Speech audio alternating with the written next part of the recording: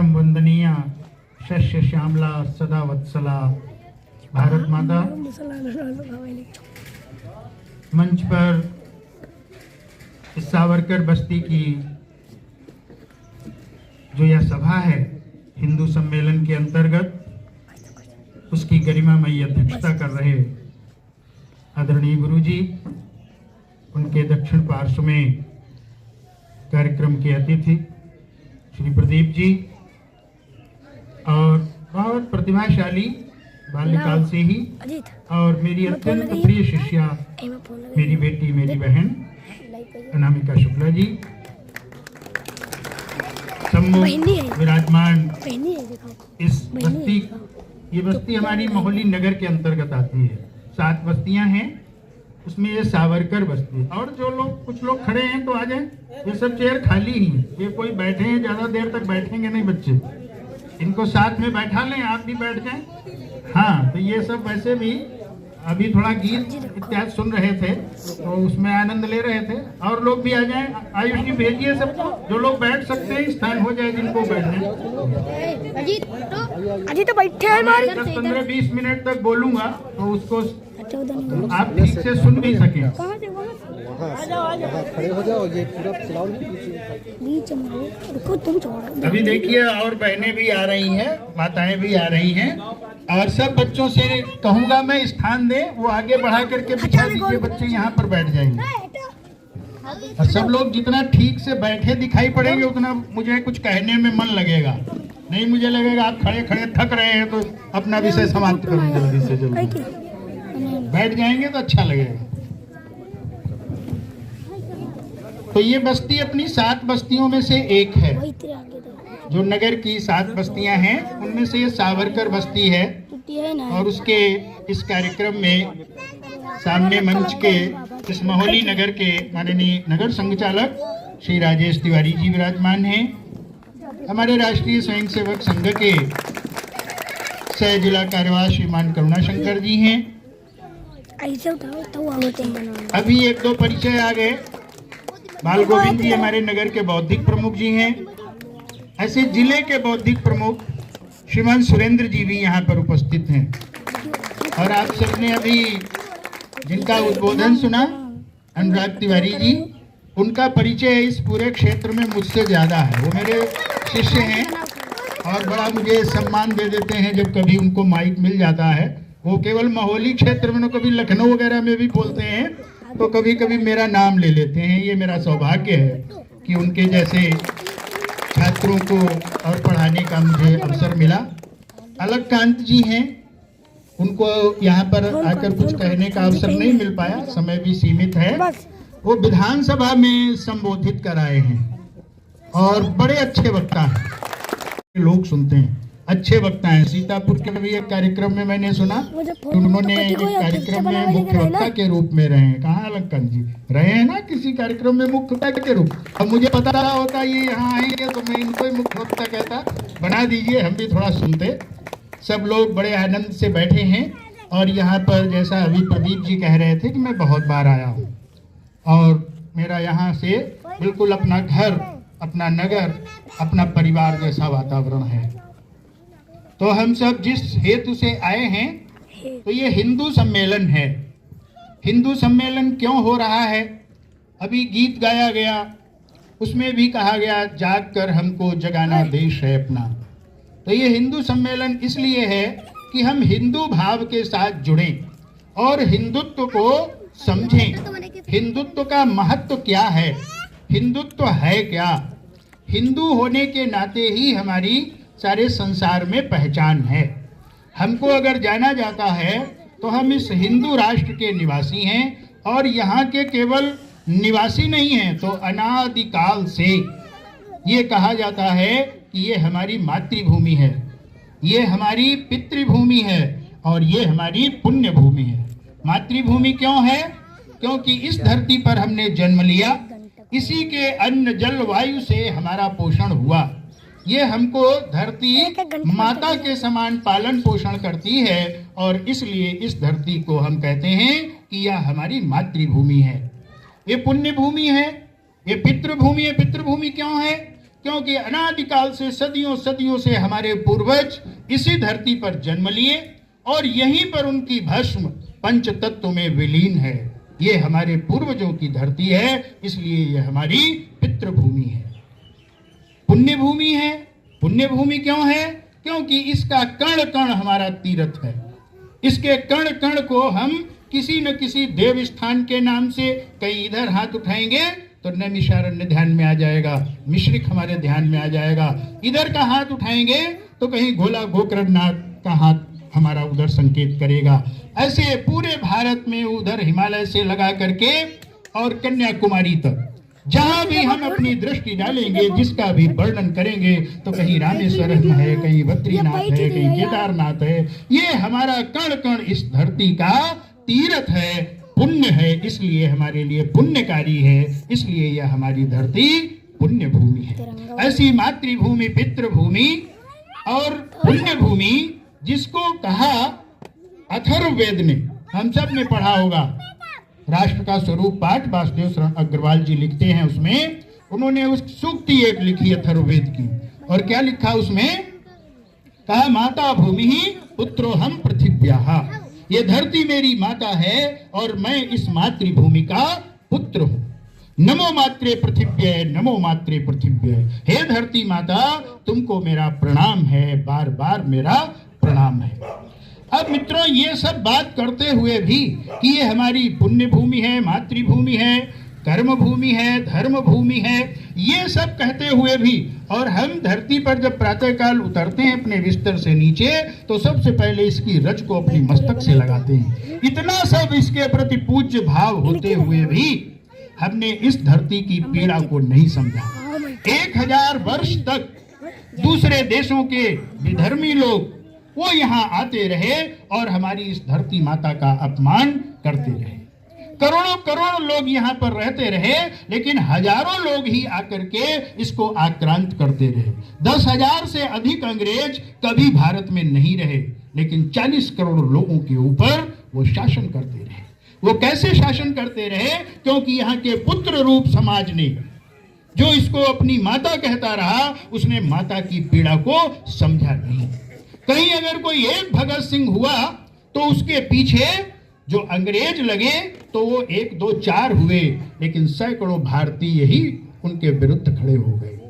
ऐसे देश के लिए 1000 वर्षों तक संघर्ष करने वाले अनेक योद्धा हम देखते हैं। जब पहली बार पृथ्वीराज चौहान को बंदी बनाया गया, उनके साथ अत्याचार हुआ, उनकी आंखें फोड़ दी गई, तब भी इसी प्रकार का दृश्य था। 17 बार जिसने आक्रमण करते समय अपने मुंह में दूब का तिनका, दुर्वा घास अपने मुख में दबा करके आता था। जैसे गैया चलती है वैसे चलता था, और पृथ्वीराज चौहान के सामने कहता था कि हे चौहान, मैं तुम्हारी गाय हूं, मैंने तुम्हारे ऊपर आक्रमण किया, मुझे क्षमा कर दो। तो 1 लाख मारते थे और कहते थे भाग जाओ, अब कभी मत आना, लेकिन वो फिर आता था। और अगली बार जब 17 बार बीत गए तो इसी भारत के लोग उसके साथ मिलकर के जब खड़े हो गए, तो पृथ्वीराज चौहान को बंदी बना करके अपने साथ ले जाता है और फिर उनकी दोनों आंखें फोड़ देता है और पूरे शरीर में लोहा पहना देता है।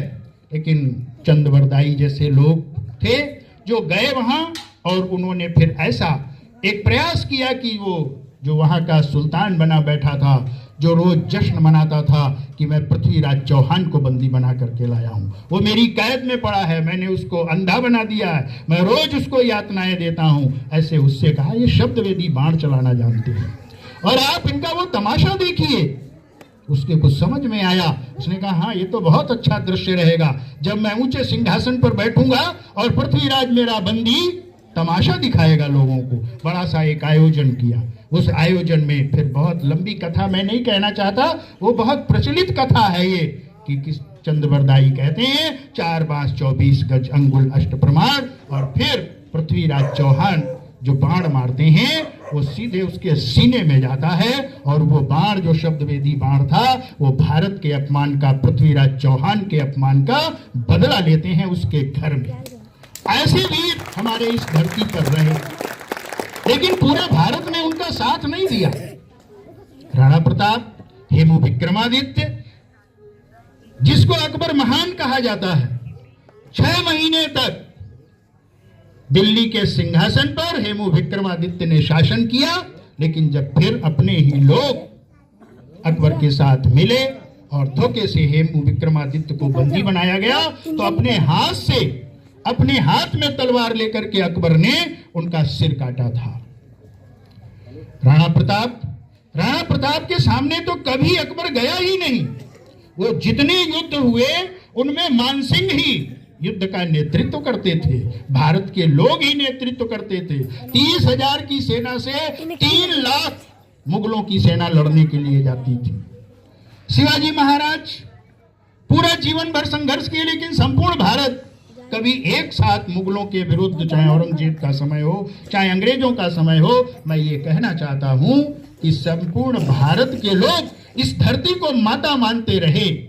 इस धरती को अपनी मातृभूमि, पितृभूमि, पुण्य भूमि तो कहा, लेकिन कभी इस धरती माता की पीड़ा को समझा नहीं। और यही इस धरती का दुर्भाग्य हो गया कि जो पुत्र रूप समाज है, जिसका ये जन्मभूमि है, जिसके पूर्वज इसमें विलीन हैं, ऐसी इस धरती के लिए सारा समाज उठ करके कभी खड़ा नहीं हुआ। ऐसे दृश्य को देखा पूजनीय डॉक्टर केशवराव बलिराम हेडगेवार ने कि ये देश फिर से आजाद होने वाला है, और आजाद तो हो जाएगा, लेकिन फिर कोई न कोई आएगा, फिर कोई विदेशी, कोई विधर्मी आकर के यहाँ पर शासन करेगा। तो फिर उन्होंने कहा, इस हिंदू समाज को संस्कारित करूंगा, इसको संगठित करूंगा और इसके अंदर देशभक्ति की भावना भरूंगा। हर व्यक्ति को अंदर, हर हिंदू के अंदर इस प्रकार का भाव कि ये मेरी मातृभूमि है, इस मातृ की भूमि की ओर कुदृष्टि डालने वाला कोई सामने खड़ा ना हो सके। और इसके लिए राष्ट्रीय स्वयंसेवक संघ की स्थापना हुई। सन 1925 में विजयादशमी के दिन स्थापना हुई। इस बार 2 अक्टूबर को विजयादशमी थी और 2 अक्टूबर को संघ ने अपने 100 साल पूर्ण कर लिए। इस 100 साल में अनेक उतार चढ़ाव आए राष्ट्र जीवन में, संघ के जीवन में। संघ के ऊपर प्रतिबंध भी लगा। 3 प्रतिबंध ऐसे लगे जिनमें पहला प्रतिबंध तुरंत सन 1948 में लगा। देश का विभाजन हुआ। देश के विभाजन के समय संघ की अवस्था बहुत कम थी।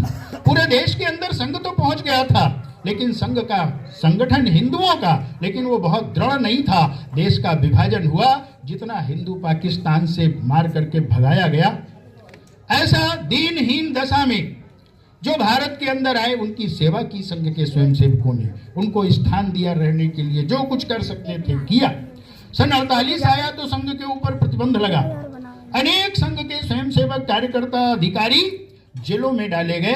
न्यायालय ने निर्णय दिया, वो एक अग्नि परीक्षा थी और संघ स्वर्ण की भांति खरा उतरा और प्रतिबंध हटा। संघ फिर अपने गति से आगे बढ़ा। सन 1975 आया।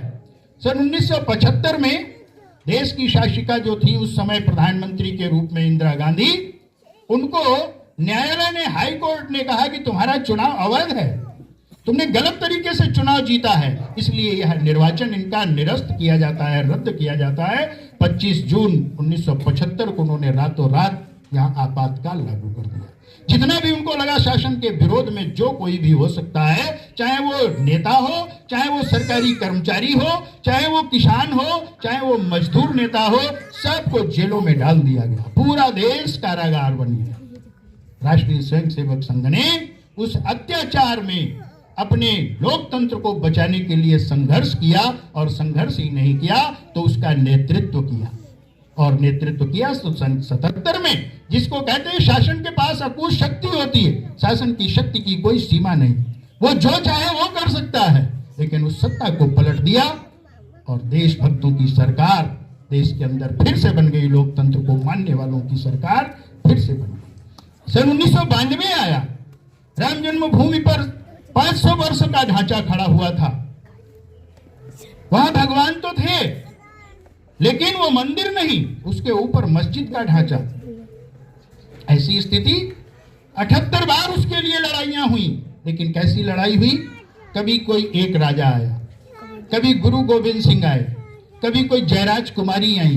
उन्होंने महिलाओं का नेतृत्व करके बड़ी सेना के साथ आक्रमण किया उस जन्मभूमि को प्राप्त करने के लिए। लेकिन 78 लड़ाइयां विफल हो गई। क्यों? क्योंकि संपूर्ण भारत एक साथ, संपूर्ण देश का हिंदू एक साथ अपनी भगवान श्री राम की जन्मभूमि के लिए एक साथ नहीं खड़ा हुआ। लेकिन सन 84 में विश्व हिंदू परिषद और संत महात्माओं के नेतृत्व में फिर से एक आंदोलन हुआ। उस आंदोलन पूरे देश में हुआ। राष्ट्रीय स्वयंसेवक संघ ने उसको समर्थन किया और फिर सन 92 में ढांचा ढाया गया। फिर से संघ के ऊपर प्रतिबंध लगा। ऐसे अनेक उतार चढ़ाव आते रहे और संघ अपनी गति से अपना काम जो प्रारंभ में तय किया था, पूजनीय डॉक्टर जी ने जो लक्ष्य घोषित कर किया था कि इस हिंदू समाज का संगठन, हिंदू समाज का संस्कार और हिंदू समाज के अंदर राष्ट्रभक्ति भरने का काम करेंगे, इसी लक्ष्य को लेकर के निरंतर 100 वर्षों तक संघ ने अपने जो समाज में कार्य किया, आज उसका स्वरूप हम सामने देख रहे हैं कि जो 500 वर्षों की लड़ाई थी, जिसमें हम कभी विजेता नहीं बन पाए, लेकिन जब संपूर्ण समाज जागा, संपूर्ण भारतवर्ष एक साथ अपने भगवान श्री राम के लिए संघर्ष के लिए खड़ा हुआ, तो फिर हमने भगवान श्री राम के मंदिर की प्राण प्रतिष्ठा की। उनकी गौरव गरिमा के अनुरूप भव्य दिव्य मंदिर बन करके भगवान श्री राम की जन्मभूमि पर आज है। सैकड़ों आप में से दर्शन करके आ चुके होंगे, लाखों जाने वाले होंगे। निरंतर सदा सदा वहां भगवान श्री राम अपने स्वरूप में विराजमान होंगे। अभी जो सन 1925 से लेकर के और सन 2025 तक की यात्रा है, वो एक ऐसा वृत्तांत है जो निरंतर हम आप कहते रहें, उसकी चर्चा करते रहें, निरंतर गौरव की अनुभूति होगी, स्वाभिमान का भाव जगेगा, गौरव की अनुभूति होगी। लेकिन मित्रों, वर्णन यहाँ पर अगर हम उसको करते हैं तो विषय बहुत अधिक होता चला जाएगा। जब संघ का शताब्दी वर्ष होगा तो हम क्या करेंगे? बहुत से काम पहले से करते चले हैं। जन जागरण के इतने काम हुए। इसी मंदिर पर कम से कम 10 बार मैंने सभा में उपस्थित रहा। मेरे साथ श्री खुशीराम शुक्ला जी, श्री बाबूराम गुप्ता जी, श्री बजमोहन लाल शुक्ला जी, कोई न कोई कार्यक्रम। कभी कहा विश्व हिंदू परिषद ने कहा हनुमान चालीसा करेंगे सब मंदिरों पर देश भर में, तो मैं आया। अब सब प्रकार से हम इस ग्राम में आते रहे। लेकिन आज जो इस हिंदू सम्मेलन की दृष्टि से आए, तो हिंदू सम्मेलन जो संघ ने अपने 7 प्रकार के करणीय कार्य और 5 परिवर्तन, 5 संकल्प या 5 प्रकार के प्रण लेने का इस शताब्दी वर्ष में निश्चय किया। 7 प्रकार के कार्यों में पहला कार्य हमने किया 2 अक्टूबर सन 1925। उस दिन विजयादशमी थी और उसी दिन संघ के 100 वर्ष पूर्ण हुए थे। तो उस दिन देश भर में गणवेश में पथ संचलन निकाले। अपने यहाँ अपने खंड में भी प्रत्येक खंड और नगर में इतने विशाल मात्रा में पथ संचलन हुए, इतनी अधिक संख्या में लोगों ने गणवेश बनाया कि गणवेश की पूर्णता नहीं हो पाई। लोग धन जमा कर रखे थे कार्यकर्ताओं के पास कि मैं भी गणवेश बनाऊंगा। जितने का गणवेश बना उससे अधिक लोगों को प्राप्त नहीं हो पाया, क्योंकि इतनी मात्रा में गणवेश बनाने वाले बना नहीं पाए जितनी मात्रा में समाज गणवेश में संचलन में सहभाग करना चाहता था। ऐसी स्थिति थी पूरे देश के अंदर। एक दूसरा कार्यक्रम आया उसके बाद, जिसमें कहा अपने समाज में सामाजिक सद्भाव की आवश्यकता है, तो उसके लिए सद्भाव गोष्ठियां हुई। एक 40-50 प्रकार के लोग नगरों और खंडों में जाति आदि के दृष्टि से रहते हैं। उन सब में से एक 2 लोगों को लेकर के और एक सामाजिक सद्भाव की गोष्ठी हुई। ऐसे मंडल बना करके गोले में सब लोग बैठे, एक समान कुर्सियों पर सब लोग बैठे, कोई मंच पर नहीं बैठा, कोई नीचे नहीं, कोई ऊंचे नहीं, सब समाज एक जैसा है, सब समान रूप से बैठे। फिर एक तीसरा कार्यक्रम आया जिसमें हमने प्रत्येक घर जाने का संकल्प लिया। कार्यकर्ता विचार परिवार के सब लोग लगे और गृह संपर्क के अंतर्गत एक भारत माता का चित्र, एक छोटी बुकलेट और एक पंफलेट लेकर के गए। और सब घरों में 2-2, 3-3 मिनट की, हम संघ के स्वयंसेवक हैं, संघ के कार्यकर्ता हैं, संघ का शताब्दी वर्ष है इसलिए आए हैं। एक चौथा कार्यक्रम जिसमें हम सब बैठे हुए हैं, ये पूरे देश भर के अंदर लगभग 1.25 लाख स्थानों पर प्रत्येक न्याय पंचायत, मंडल अपनी भाषा में हम संघ के लोग कहते हैं, और न्याय पंचायत अर्थात 4-5 ग्राम सभा एक साथ मिला करके जो क्षेत्र बनता है, और नगरों में बस्ती, जिसमें 3-4 वार्ड, 2-3 वार्ड मिला करके एक बस्ती का गठन करते हैं 5000 से लेकर के आगे की संख्या तक के लिए। ऐसे प्रत्येक बस्ती में इस प्रकार के ये हिंदू सम्मेलन इस समय चल रहे हैं। पूरे देश में 1.25 लाख और अपने अवध प्रांत में 28 जिले संघ की दृष्टि से हैं, उनमें 2500 ऐसे हिंदू सम्मेलन। एक बड़ा पूरा वातावरण बना हुआ है संपूर्ण देश और प्रदेश का, आपके जनपद का। सैकड़ों सैकड़ों स्थान पर आपके जैसे लोग बैठे हैं और अपने इस विषय पर विचार कर रहे हैं। हिंदू सम्मेलन, हिंदू का जागरण क्यों आवश्यक, ऐसा सब विषय सब स्थान पर जा रहा है। आने वाले समय में प्रमुख जैसे जातियों में अपना समाज है, उसी प्रकार से श्रेणियों में भी है। कोई व्यापारी है तो कोई कृषक है, कोई अध्यापक है तो कोई अधिवक्ता है। ऐसे समाज में भी एक 30-35 प्रकार के लोग निकलते हैं प्रत्येक न्याय खंड और नगरों में। तो उनके प्रमुख जनगोष्ठी का आयोजन आने वाले समय में होगा। ये युवाओं का देश है और संघ की जो 85,000 स्थानों पर संघ की शाखाएं लगती हैं, उसमें से 49% ऐसी शाखाएं हैं जिनमें व्यवसायी और प्रौढ़ आते हैं, यानी 40 वर्ष से अधिक अवस्था की, और 51,000 शाखाएं ऐसी हैं जो युवाओं की और विद्यार्थियों की हैं। ऐसे जो युवा वर्ग है उसके लिए भी आने वाले समय में एक अभियान चलेगा और उनके कार्यक्रम युवाओं के होंगे। फिर 7वां कार्यक्रम जो आएगा, जैसे कभी आरती करते हैं, कोई अनुष्ठान करते हैं, कोई कथा सुनते हैं, तो उसकी एक फलश्रुति होती है कि प्राप्त क्या होगा। तो हर अनुष्ठान की जैसे कुछ उससे प्राप्ति, तो इस माध्यम से जो संघ का कार्य अपना है, जिसके माध्यम से माना है कि परम वैभव आएगा, जिसके लिए नित्य हम कहते हैं त्वदीयाय कार्याय बद्धा कटीयम, अर्थात राष्ट्रीय स्वयंसेवक संघ का प्रत्यक्ष कार्य संघ की शाखा। स्वयंसेवक के लिए शाखा मंदिर है और शाखा से ही ये सब चमक आई है। जो ये हिंदुत्व का उभार है, जो हिंदुत्व का जागरण है, इसका माध्यम राष्ट्रीय स्वयंसेवक संघ की शाखा है। उस पर भले 5 लोग रहते हो, भले 150 लोग रहते हो, लेकिन उसका प्रभाव बहुत व्यापक है। उस प्रभाव को सारा संसार स्वीकार करता है। हम तो मानते ही है अपना मंदिर, हम तो मानते ही है कि वो राष्ट्र देवता की हम वहां पूजा करने जाते हैं, और जो हमारा विरोध करते हैं, जो संघ को फूटी आंख भी देखना नहीं चाहते, जिनकी छाती फटती है राष्ट्रीय स्वयंसेवक संघ के नाम से, उस राष्ट्रीय स्वयंसेवक संघ की शाखा और हिंदू समाज जब उस शाखा को देखता है, जब उस भगवा ध्वज को वहां लहराता देखता है, वो कहता है ये मेरी शाखा है, ये अपने संघ की शाखा है, उसकी छाती चौड़ी होती है। ऐसा जो इसकी फलश्रुति इस पूरे अभियान की, 1 वर्ष के कार्यों की, अनेक प्रकार के लोग अपने संपर्क में आ रहे हैं जो अभी तक संघ से जुड़े नहीं थे, उन सब को लेकर के और अधिकतम स्थान पर संघ की शाखा। ऐसा ये 7 प्रकार के करणीय कार्य और 5 प्रकार के परिवर्तन, मैंने उन कार्यक्रमों की चर्चा की। 4 प्रकार के कार्यक्रम हम कर चुके, 4था कार्यक्रम हमारा चल रहा है, हम सब मिलकर उसको संपन्न कर रहे हैं। आने वाले समय में 3 प्रकार के कार्यक्रम और होंगे। 7 करणीय कार्य, 5 जो पंच परिवर्तन है, उसमें सबसे पहला है सामाजिक सद्भाव।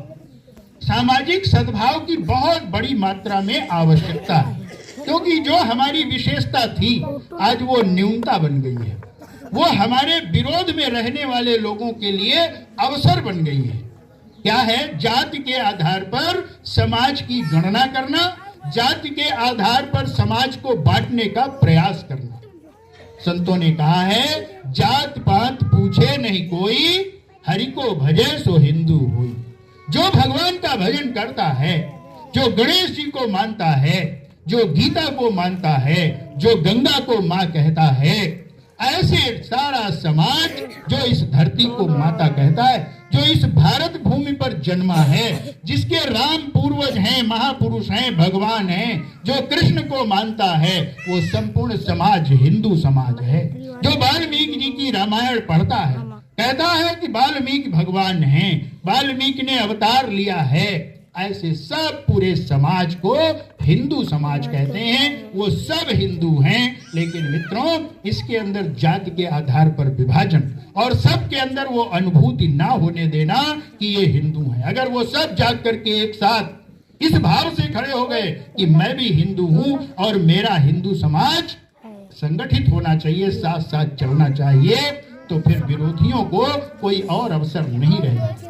इस राष्ट्र का जो सच्चा स्वरूप है वो इस संपूर्ण समाज के संगठन से होने वाला है।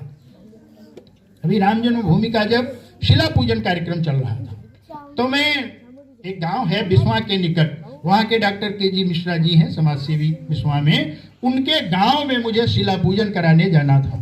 91 की बात है। तो उनके पिताजी पुलिस में रहे थे और 90 वर्ष से ऊपर थे, बहुत लंबे। वहां मुझे बताया गया था, साइकिल पर मैं शिला ईंट यानी रख करके और बांध करके ले गया, रात में शाम को पहुंच गया, सुबह शिला पूजन होना था। ऐसे ही समय पर लगभग गोधूली बेला थी, तो मैं जल्दी पहुंच गया। मैंने कहा ऐसा करते हैं भाई साहब, थोड़ी देर गांव में संपर्क कर लेते हैं जिससे सब लोग सुबह आ जाएंगे। तो उन्होंने 2-3 लोग हमारे साथ कर दिए, कहा जाओ भाई साहब को गांव में सब जहां जहां जाना चाहे घुमा। हमने सबके यहाँ चलो कह देते हैं सुबह इतने बजे शिला पूजन कार्यक्रम होगा, आइए। तो जो लोग गए थे एक गांव, अपने गांव में थोड़ी दूर तक गए, फिर थोड़े मकान और थे आगे, तो उन्होंने कहा बस अब यहीं तक रहना, अब वापस चलिए, उधर सूचना करें। हमने ये 3-4 मकान रह गए, कहा वो हिंदू नहीं है। तो हमने हिंदू नहीं है तो कौन है? तो उन्होंने कुछ जातियों के नाम लिए। तो मैंने कहा ये हिंदू नहीं है, किसने बता दिया आपको? तो हमारा समाज यही नहीं जानता, हम स्वयं उसको भेद करके और अलग करते हैं। वो हिंदू हैं लेकिन उनको अनुभूति है, लेकिन दूसरे समाज को अनुभूति नहीं, दूसरे लोगों को अनुभूति नहीं। भगवान ने तो कहा है कि सब में मैं विराजमान हूं, ईशावास्यम इदम सर्वम यत्किंच जगत्याम जगत।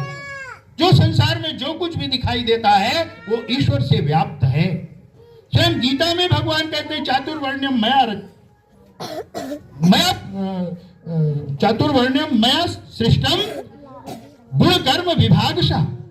और फिर कहा मेरे द्वारा ये जैसे सूत्र में मोती पिरोए जाते हैं वैसे मैंने सभी वर्णों को एक साथ पिरो करके रखा।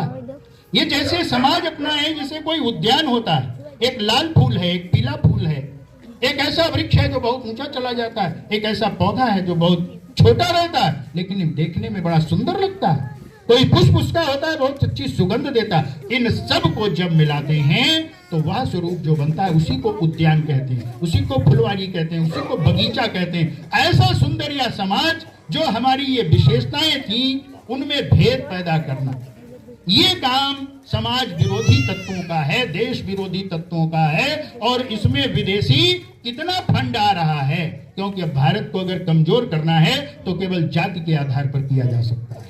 हिंदू समाज पूरा जगकर खड़ा हो गया है। तो ऐसे समय में सामाजिक सद्भाव की आवश्यकता है। थोड़ा स्वदेशी खरीद लिया, कुछ और खाने पीने की चीजें हमने कह दिया स्वदेशी।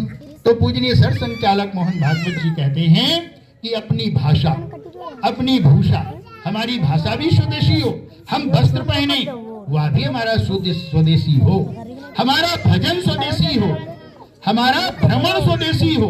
हम क्यों सिंगापुर ही जाएंगे, हम क्यों गोवा के ब्रिज पर ही हम अपना भ्रमण कर सकते हैं? हम बद्रीनाथ, केदारनाथ, हम नैमिषारण्य, हम इन स्थानों पर भी तो भ्रमण कर सकते हैं। हमारा पर्यटन भी होगा, हमारा धर्म का कार्य भी होगा और हमारा स्वदेश का, हमारे स्वविचार का, उसका भी पोषण होगा।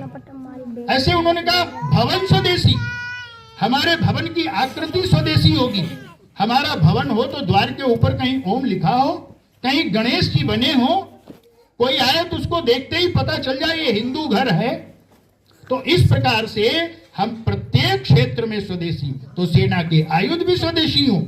ऐसा नहीं अगर विदेश के किसी सहयोगी देश ने कह दिया कि अब हम भारत की मदद नहीं करते तो भारत निराश्रित हो जाए, उसको लगे अब हम कुछ कर ही नहीं सकते, तो आपके उस दिशा में कदम भी बढ़े हैं। जैसे आप देखिए ब्रह्मोस आपके लखनऊ में बनेगी, और अभी आप 1 जनवरी अगर याद करेंगे तो 1 जनवरी को जो दृश्य देखा है भारत में वो अद्भुत है और उसको देख करके बड़े आनंद का विषय है। 1 जनवरी आई, जो लेट नाइट की जो कहते हैं मिडनाइट की जो पार्टियां होती थी जिसमें प्रातःकाल नौजवान सड़क पर और नाली में पड़ा हुआ मिलता था, वो पार्टियां इस बार उतनी नहीं हुई होंगी, लेकिन वो मात्रा नहीं थी। इस बार क्या दृश्य था कि भगवान श्री राम की जन्मभूमि पर कीर्तिमान बन रहा था, कितने लोगों ने दर्शन किया। काशी विश्वनाथ में बड़ी भीड़ थी, मना तो 1 जनवरी रहे थे, हम तो उत्सव धर्मी हैं, कोई भी अवसर आएगा तो हम उत्सव मना लेंगे, लेकिन अपनी रीति नीति से मनाएंगे। यहाँ की भी यही स्थिति थी। मंदिरों में दर्शन करने के लिए बड़ी मात्रा में नवयुवक मंदिरों को गए। भले 1 जनवरी अंग्रेजों का था, लेकिन उसको मनाया भारत के ढंग से लोगों ने। इस प्रकार से एक स्वदेशी का विचार निरंतर चलते रहने वाला है। फिर तीसरा एक आता है नागरिक कर्तव्य। तो नागरिक कर्तव्य क्या है कि हमारा ये भारत देश है, इसके प्रति हमारे कुछ कर्तव्य भी हैं। अधिकार तो सब जानते हैं, लेकिन कर्तव्य छोटी छोटी बातें भी हम पालन नहीं करते। अगर हमको हेलमेट लगाना है तो केवल पुलिस के डर से लगाते हैं। ये हमारा कर्तव्य है। हमारा शरीर स्वस्थ हो, राष्ट्र के प्रति हमारा कर्तव्य है कि कभी आवश्यकता पड़े तो हम भी सेना में कुछ समय कार्य कर सकें, हम भी आंतरिक सुरक्षा में पुलिस विभाग में भर्ती हो सके। तो क्या इसके लिए हमारे पास मजबूत शरीर है? क्या हम कुछ दंड बैठक व्यायाम करते हैं? क्या हम कभी स्वदेशी खेल कबड्डी इत्यादि खेलते हैं? या हम केवल जिम में जाते हैं और जिम भी चलाने वाले दूसरे लोग वहां पर जाते हैं? कोई ऐसा चित्र देखते हैं, बड़े मजबूत से मसल्स हमको दिखाई दिए, हमने भी सोचा हमको भी यही बनना है, और उसके लिए कुछ समय तो हमने उस जिम का व्यायाम किया, और उसके बाद व्यायाम चलाने वाला बताता है कि थोड़ा कैप्सूल खाओ, ये वाला कैप्सूल खाओ, ये वाला पाउडर पियो, तो आपका मसल्स ऐसा हो जाएगा। फिर हम वो कैप्सूल और उस पाउडर का प्रयोग करके, एक प्रकार से वो नशा है, और उसका प्रयोग करके हमारा बॉडी फूल तो जाता है, हमको लगता है हम पर्सनालिटी वाले हो गए, लेकिन फिर हमको सड़क चलना कठिन हो जाता है। साल 2 साल के बाद हम जीना नहीं चढ़ सकते। ऐसी स्थिति तो नहीं है कहीं। हमारा शरीर भी मजबूत चाहिए, उसके लिए भारतीय पद्धति से हम अपने शरीर को मजबूत रखें। आवश्यकता पड़े तो सेना में, आवश्यकता पड़े तो पुलिस में, आवश्यकता पड़े तो किसी की रक्षा के लिए हम तत्पर रहें हर समय। यह भी हमारा एक राष्ट्रीय कर्तव्य, राष्ट्रीय कर्तव्यों का एक व्यापक फलक है, उसको संक्षेप में शब्दों में नहीं माना जा सकता। और फिर चौथा एक आता है पर्यावरण। जो पर्यावरण सबके लिए आवश्यक है, वो केवल भारत के लिए नहीं। जब इन 5 प्रण का मीडिया में और सब स्थानों पर प्रचार चलने लगा, यह विषय आने लगा संघ के द्वारा, तो अनेक लोगों ने ऐसा कहा कि ये 5 विषय इन्होंने जो तय किए हैं, ये भारत को परम वैभव पर जगत गुरु तक बनाने के लिए समर्थ हैं, क्योंकि भारत पर्यावरण की दृष्टि से भी विश्व का मार्गदर्शन कर रहा है। हमने जिस तेजी से सौर ऊर्जा और इन सब क्षेत्रों में अपना विस्तार किया है, वो सराहनीय है, लेकिन उतना पर्याप्त नहीं है पर्यावरण की दृष्टि से। आज भी पॉलीथीन का प्रयोग है, आज भी हम धरती का शोषण कर रहे हैं। शोषण उचित नहीं है, दोहन करना चाहिए। दोहन का मतलब है कि हमने गाय को दुहा, पहले उसके बछड़े बछिया हुई तो उसको पिला दिया, वो आगामी पीढ़ी भी तो बनी रहे। जिस गाय के दूध से हम पुष्ट हो रहे हैं, उसकी आने वाली बछिया बछड़े जो हैं वो भी तो पुष्ट रहें।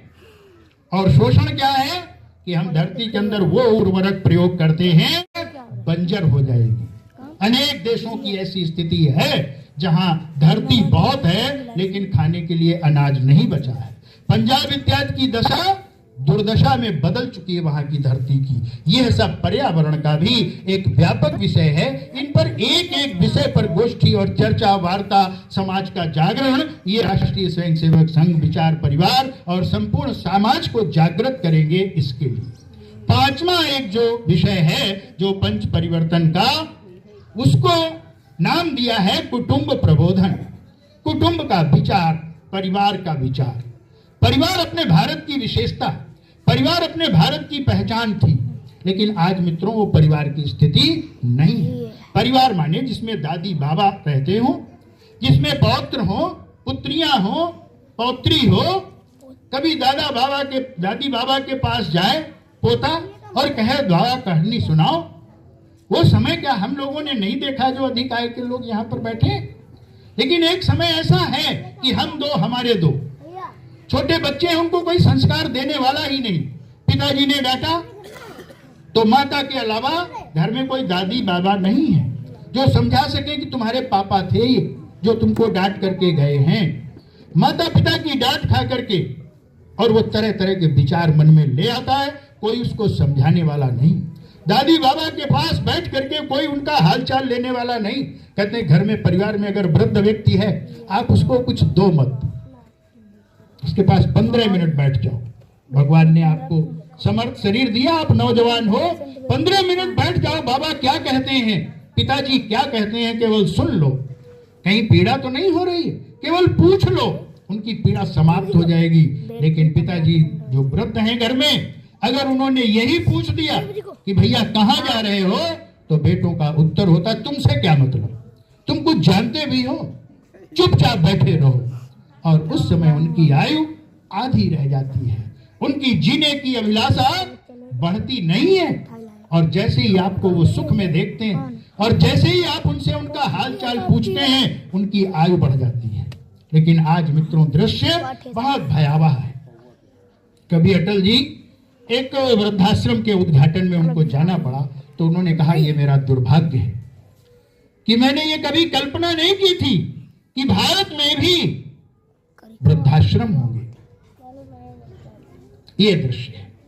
दो कथानक छोटे छोटे आपके सामने इस विषय में रखता हूं कि परिवार क्या है, और उसके बाद मैं अपनी बात समाप्त करता हूं। एक परिवार का दृश्य रखता हूं जिसमें दादी बाबा हैं, उनका बेटा है, पुत्रवधू है और उनका पौत्र है। अब दादी बाबा बूढ़े हो गए तो खांसते बहुत हैं और सबसे उनका परिचय बहुत है। तो कोई न कोई मोहल्ले का हर समय आ जाता है, बाबा क्या हाल, चाचा क्या हाल। तो डिस्टरबेंस बहुत है फैमिली में। अंदर रील देख रहे हैं और तब तक कोई आ गया, और बाबा कहाँ हैं, बताना पड़ता बाबा अंदर हैं। कोई प्रणाम करता है आके, कोई नमस्ते करता है, कोई हाल चाल लेने आता है। बहुत डिस्टरबेंस है। तो क्या किया जाए, जो बाहर का बरोठा है, जो बाहर का बरांडा है, उस कोठरी में उनको स्थान दे दिया जाए दरवाजे पर। वहां लोग मिलने वाले आएंगे, सुविधाजनक मिल से चले जाएंगे, और वहीं उनको भोजन भी दे दिया जाए। बार बार घर के अंदर थाली लाना फिर बाहर ले जाना, ये भी कठिन है, कौन मांझे। दोने और पत्तल में और कुल्हड़ में उनको खाना पानी दे दिया जाए और खाए वहीं फेंक दें। मित्रों ये दृश्य, एक दिन बालक छोटा सा था, उसकी छुट्टी कुछ जल्दी हो गई, स्कूल से घर आया। पिताजी भी उस दिन कुछ जल्दी आ गए ऑफिस से, तो स्कूटर से आए, देखा सामने छोटा सा बालक, उनका 8-10 वर्ष का, और वो झूठे कुल्हड़ पत्तल उठा उठा करके और अंदर रख रहा है। बहुत जोर से डांटते हुए बोले क्या कर रहा, झूठे कुल्हड़ पत्तल घर में ला रहा। कहा पिताजी डांटिए मत, समय बहुत तेजी से बदल रहा है। दादी बाबा बूढ़े हो गए, कुल्हड़ प्लेट में खाते हैं, और आप भी बूढ़े होंगे। पता नहीं कुल्हड़ प्लेट मिले कि ना मिले, तो अभी से आपके लिए व्यवस्था करना होगा। ऐसा दृश्य है एक परिवार का। एक और दूसरा दृश्य आपके सामने रखता हूं। महाभारत की कथाएं हम सब सुनते रहते हैं। एक चक्रा नाम की नगरी है, और वहां पर पांडव अपना अज्ञातवास व्यतीत कर रहे हैं। वहां एक राक्षस, माताजी 5 मिनट और बैठ जाइए, बस 5 मिनट से ज्यादा नहीं लूंगा। बहुत आपने ध्यान से सुना, मुझे भी अच्छा लगा जब आप सुन रही हैं सब लोग, तो मुझे भी बोलने का ये मन हुआ, नहीं तो थोड़ा बोलता है, ये सब लोग मुझे सुनते ही रहते हैं। तो उस नगरी में एक ऐसा राक्षस है जो रोज अनेक लोगों को, किसी का हाथ काट देता है, किसी का उदर विदीर्ण कर देता है, किसी का सिर काट देता है, अनेक लोग घायल हो जाते हैं। तो सब गांव के लोगों ने सभा की कि भाई एक खाते तो है नहीं ज्यादा, एक आदमी इनके लिए पर्याप्त है, तो हम में से एक व्यक्ति रोज चला जाया करेगा। उनके पास प्रस्ताव रखा, तो उस राक्षस ने कहा ये तो बहुत अच्छा है, स्वयं तुम लोग चले आओगे तो मुझे कुछ प्रयत्न नहीं करना पड़ेगा। और फिर एक आदमी हर परिवार से उस राक्षस के पास जाता। एक दिन उस परिवार का अवसर आ गया जिसमें माता कुंती 5 पांडवों के साथ रहती थी। घर का सबसे वृद्ध व्यक्ति 80-85 वर्ष का, तिलक बंधन, भगवान की आराधना, संध्या पूजन करने के पश्चात आवाज दी, सब लोग आइए, आज उस राक्षस के यहाँ जाने का अपने परिवार से अवसर है। मैं ही सबसे बड़ा हूँ, मैंने संसार के सब कर्तव्य पूर्ण कर लिए, अब मेरा कोई यहाँ काम नहीं है, खाली ही रहता हूँ, तो मैं उस राक्षस के आहार के लिए जा रहा हूँ। पत्नी थी, उन्होंने सुना, हाँ अरे आप तो मेरे प्राणधन हैं, आप तो मेरे जीवन हैं, आपके बिना मेरे जीवन का अर्थ ही क्या है?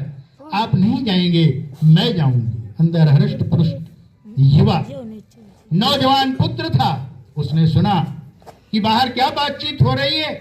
सामने आया और कहा, पिताजी, माताजी, आप लोगों ने हमको पालन पोषण किया, हमको हृष्ट पुष्ट बनाया, और मेरे रहते आप नहीं जा सकते, मैं स्वयं जाऊंगा। छोटा बच्चा था घर में, वो उसने भी सुना, सामने आ गया। अरे, आप लोगों के पास बहुत काम है, बड़ी जिम्मेदारियां हैं, मेरा तो कोई काम नहीं है घर के अंदर, मैं तो खेलते कूदता रहता हूं, इसलिए मैं ही चला जाता हूं। तो कथा तो और विस्तार में बताई जा सकती है, लेकिन ये परिवार है, एक वो परिवार है, एक ये परिवार है। यहाँ क्या है? यहाँ सद्भाव है, यहाँ परिवार भाव है। परिवार का मतलब है दुख आया तो मैं आगे हूँ, और सुख आया तो दूसरे को आगे करते हैं। हम लोग माता के हाथ में जाकर के और एक भी फल अगर रख देते हैं तो वो अपने सब बच्चों को बांट करके खिला देती है, स्वयं बाद में अगर है तो खा लेगी, नहीं तो चिंता नहीं है। हर परिवार के बीच में ऐसे दृश्य आते हैं। दो भाइयों का बंटवारा हो गया, बंटवारा होना स्वाभाविक है। जैसे जैसे बड़ा परिवार होता जाएगा तो एक स्थान पर उतना भोजन नहीं बन सकता, एक साथ उतने एक कमरे में एक घर में नहीं रह सकते। घर भी दूसरा बन सकता है, चूल्हा भी दूसरा जल सकता है, लेकिन परिवार का जो भाव है वो नहीं बदलना चाहिए। अगर परिवार का भाव बना रहेगा तो बंटवारे का प्रभाव नहीं होगा। दो भाइयों में बंटवारा हो गया, बड़ा भाई छोटा भाई दोनों पास पास खलिहान है, तो उनकी ये अनाज की राशि लगी हुई, बड़ा सा ढेर, इधर दूसरे भाई का ढेर लगा हुआ। रात का समय हो गया, बड़े भाई को भूख लगी, आपस में बोलचाल तो है नहीं, बंटवारे के कारण थोड़ा मन मैला है, लेकिन घर जाना था, तो उठकर खड़े हुए बड़े भाई और छोटे भाई की तरफ देखा नहीं, लेकिन बोले, मैं घर जा रहा हूं भोजन करने के लिए, जरा देखे रहना।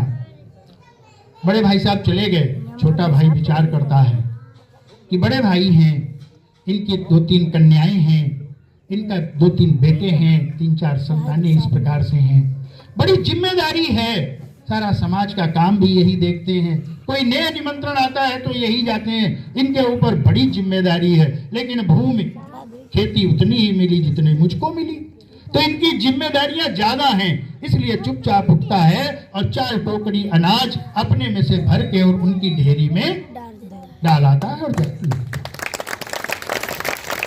अब बड़े भाई साहब लौट करके आए, बड़े भाई साहब बोले नहीं, देखा नहीं उधर को, और कहा, हम खाना खाए, तुमको खाना हो तो जाओ खाओ, हम देख रहे हैं। अब छोटा भाई चला गया भोजन करने। विचार करो, बहुत छोटा है, अभी संसार इसने देखा नहीं, सारी खेती तो इसकी मैं ही संभालता था, मेरे ही आश्रित रहता था, बड़ी जिम्मेदारी है इसके ऊपर, पता नहीं कैसे गेन कर पाएगा, नहीं आगे बढ़ पाएगा, नहीं बढ़ पाएगा। और विचार करते करते उठे, अपनी ढेरी में से 4 टोकरी अनाज लेकर के उसकी ढेरी में। मित्रों, क्या है? बंटवारा हुआ, लेकिन परिवार का भाव बना रहा, तो बंटवारे का प्रभाव, दुष्प्रभाव नहीं पड़ा। यही विषय निरंतर इस प्रकार से हमारा बंटवारा हो सकता है। हम अलग अलग स्थान पर रह सकते हैं, हम लखनऊ रह सकते हैं, छोटा भाई बड़ा भाई माता पिता दूसरे स्थान पर रह सकते हैं, लेकिन उनके साथ हमारा आत्मीयता का भाव निरंतर बना रहना चाहिए। एक दिन सप्ताह में एक साथ पूरा परिवार जितने लोग हैं आरती कर लिया, एक समय की आरती पूजा साथ साथ कर लिया, एक समय का भोजन साथ साथ कर लिया, कोई त्योहार आया तो एक साथ सबको बुला करके बैठा लिया, एक साथ मना लिया, करते भी हैं, पूरा नहीं समाप्त हुआ, लेकिन उस ओर गतिमान है कि कोई किसी से परिवार का भाव बिल्कुल रह ही ना जाए। इसको मित्रों बचाना है, इस परिवार भाव को। कभी तीर्थाटन की यात्रा बना ली कि चलो भाई पूर्णागिरी चलेंगे, नैमिषारण्य चलेंगे, सब परिवार के लोग एक साथ चलेंगे, इस पर भी बहुत काम करने की आवश्यकता है। ऐसे ये पंच प्रण 5 परिवर्तन जो 7 प्रकार के करणीय कार्य हैं। सितंबर में 27 सितंबर के लगभग विजयादशमी है, 2026 में, उस दिन ये 7 करणीय कार्य अपनी पूर्णता को प्राप्त कर लेंगे। लेकिन ये पंच परिवर्तन, पंच प्रण निरंतर हमारे जीवन में, हमारे कार्यकर्ताओं के माध्यम से, हमारे अपने जीवन में, हमारे अपने परिवार के द्वारा निरंतर समाज में इसके लिए जागरण, विभिन्न प्रकार के सेमिनार, कार्यक्रम जो भी करना होगा वैसा करते करते इस भारत को हम विश्व गुरु की ओर ले चलने के लिए काम करेंगे। एक श्लोक में एक सुभाषितकार कहता है कि त्रेतायाम मंत्र शक्ति, ज्ञान शक्ति ही कृते युगे, सर जी को ट्राई कर लो। सर जी देखिए वो मत। द्वापरे युद्ध शक्तिश्च संघ शक्ति कलियुगे। त्रेता में मंत्र की शक्ति प्रभावी थी और सतयुग में ज्ञान की शक्ति प्रभावी थी, द्वापर में युद्ध की शक्ति प्रभावी थी।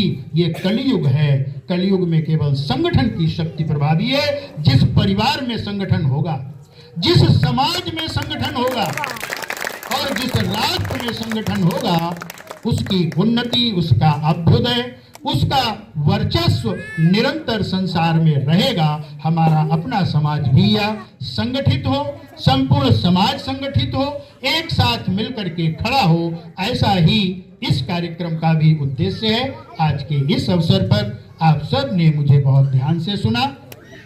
आप सब के प्रति और इस कार्यक्रम की जो संयोजन समिति है उसके प्रति भी धन्यवाद ज्ञापित करते हुए मैं अपने विषय को समाप्त करता हूँ। बहुत बहुत